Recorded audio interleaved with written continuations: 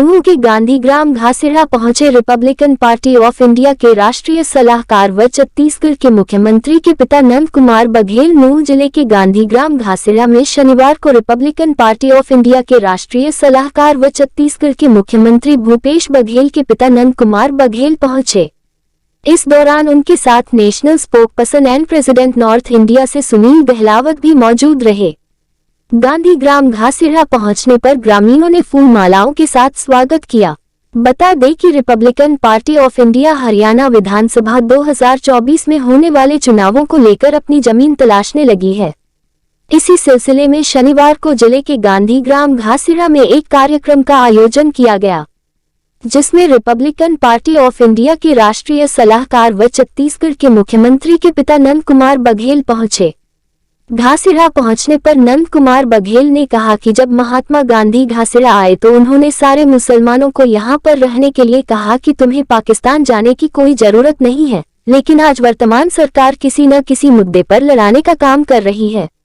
ऐसे में अब हरियाणा में बदलाव की जरूरत है। रिपब्लिकन पार्टी ऑफ इंडिया से सुनील गहलोत को प्रदेश का मुख्यमंत्री बनाने का काम किया जाएगा।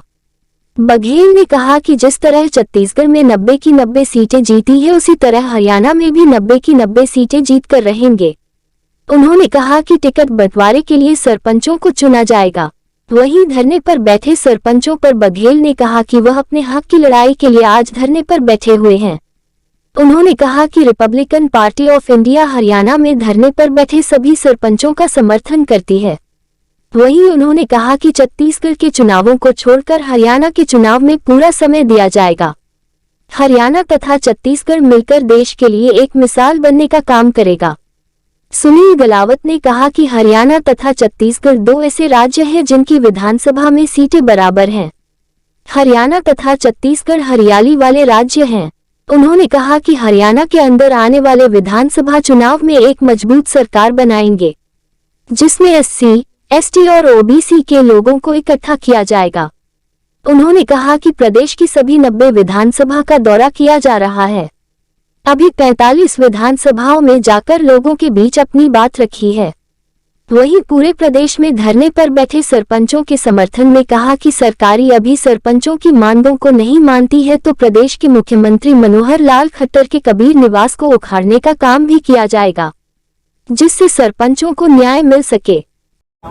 जब गांधी जी यहाँ आए थे ऐसा सुना और गांधीग्राम नाम रखा है और सारे मुस्लिमों को रोका उन्होंने कि पाकिस्तान जाने की ज़रूरत नहीं है, आपको यहाँ न्याय मिलेगा।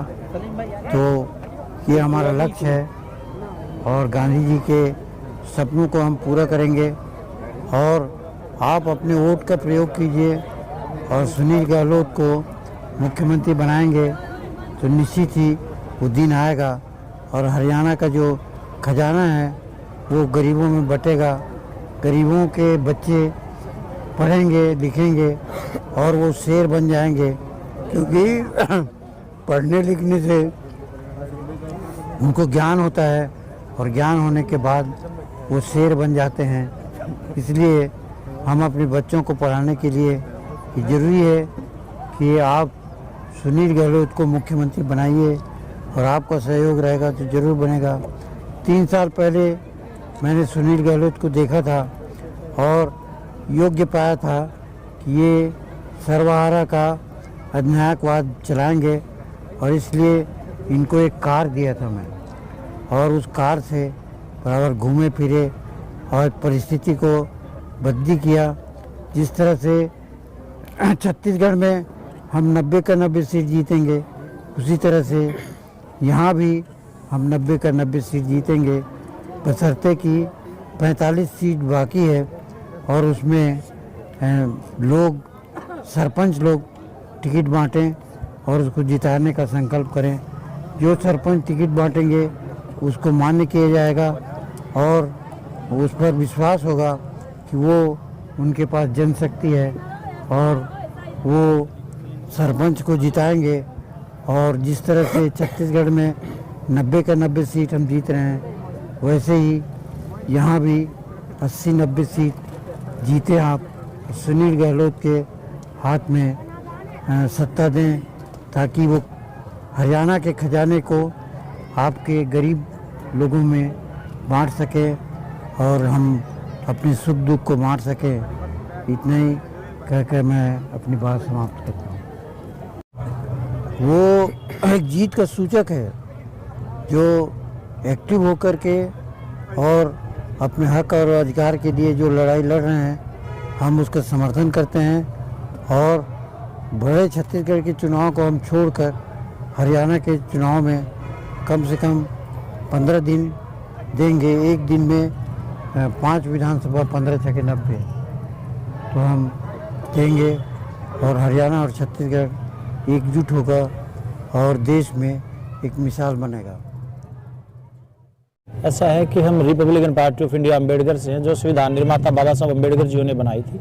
आदरणीय नंद कुमार बघेल जी उस पार्टी के राष्ट्रीय सलाहकार हैं और गरीब शोषित और पीड़ित व्यक्तियों को न्याय दिलाने का ये काम करते हैं। ये परिवार शुरू से इनका किसानी का परिवार रहा है, किसानों की आवाज़ उठाते आए हैं। ये यहाँ पे 3 साल पहले आए थे, तो 3 साल पहले हरियाणा का दौरा किया। हरियाणा का इसलिए किया कि छत्तीसगढ़ के बाद एक हरियाणा ही ऐसा बड़ा हरियाली वाला है और यहाँ की चीज़ें छत्तीसगढ़ से मेल खाती है। 90 विधानसभा यहाँ है, 90 ही वहाँ पे है। तो उस समय हमने एक निर्णय लिया था कि यहाँ हरियाणा के अंदर एक मजबूत सरकार गरीब और शोषित लोगों की बनाएंगे, जिसमें SC ST OBC और माइनॉरिटी के लोगों को इकट्ठा किया जाएगा और हरियाणा के अंदर एक अच्छी सरकार बनाई जाएगी। हमने 90 की 90 सीटों पे हम जा रहे हैं।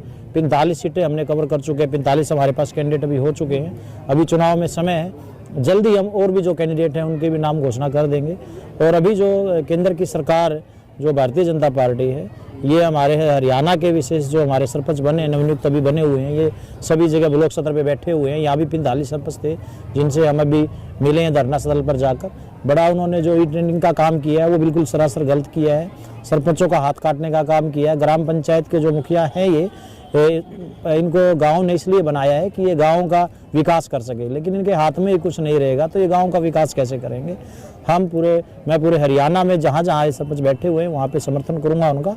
आदरणीय नंद कुमार बघेल जी भी जब भी समय होगा तो ये भी आएंगे और जल्दी हम यही काम पंचकुला के अंदर जाकर, जहाँ पे इन्होंने अपने ऑफिस बना रखे हैं, कोठियाँ बना रखी हैं, MP MLA जो हमारा सरपंचों का हाथ काटने का काम कर रहे हैं, गलत कर रहे हैं, उनका वहाँ पे जाकर उनकी कोठियों का घेराव करने का काम। और मुख्यमंत्री जो यहाँ प्रदेश के मनोहर लाल खट्टर जी हैं, उन्होंने वहाँ पे एक ढकोसला नाम, एक उसकी कोठी का नाम दे दिया कबीर निवास। अगर इन सरपंचों की मांग को नहीं मानते हैं तो वहाँ से वो कबीर निवास जो उन्होंने लिखा हुआ है उसको भी उखाड़ने का काम करेंगे हम लोग, क्योंकि हमें सरपंचों को न्याय दिलवाना है। हमारे यहाँ पे मुस्लिम कम्युनिटी के लोगों को न्याय दिलाना है, गरीब शोषित और पीड़ित SC ST OBC के लोगों को हमने न्याय दिलाना है। ये काम हम लोग जल्द करने वाले हैं। हम इनकी पार्टी का समर्थन करते हैं जी और हमारे हक में आज खड़े हुए हैं और जन प्रदर्शन आंदोलन में भी हमारे पास गए थे। नूह ब्लॉक हमने आंदोलन कर रहे हैं जी, वहाँ पे सारे सरपंच अपने 45 सरपंच ब्लॉक खंड के सब वहाँ पे थे और हमारा समर्थन किया और हम भी इनका समर्थन करते हैं जी। और इनकी पार्टी हमारे हरियाणा में आए और काम करे और इनका हम समर्थन करते हैं और फूल अपने तहे दिल से जितनी मैं करूँ इनको बढ़ाने में जितना हमारा सहयोग होगा इतना हम सहयोग करेंगे जी।